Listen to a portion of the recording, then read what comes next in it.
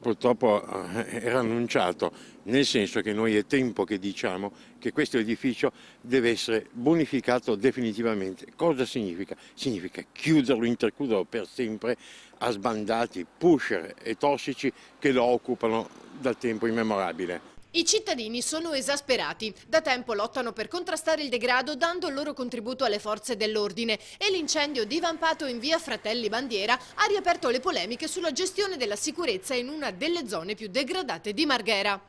Questo, come tanti altri edifici che noi abbiamo denunciato, sono i covi da cui partono i delinquenti che poi rendono la vita impossibile nei nostri quartieri. Questo è anche un simbolo, perché siamo di fronte proprio all'inizio del degrado, all'inizio delle occupazioni abusive. A due passi abbiamo il centro Rivolta, che è stato un po' il padre di tutti gli abusivismi.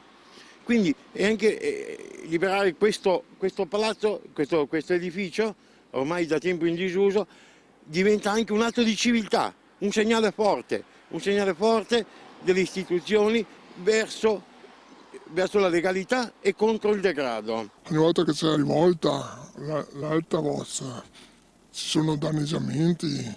Adesso ho sentito che ci sono anche aggressioni, c'è stata un'aggressione sul sottopasso della Paura. Da qui l'ennesima richiesta di aiuto. Speriamo qua che il sindaco o il prefetto, il questore, si metta una pezza perché la zona industriale di Marghera sta diventata un bivacco e un'aggregazione di personaggi assai anche pericolosi.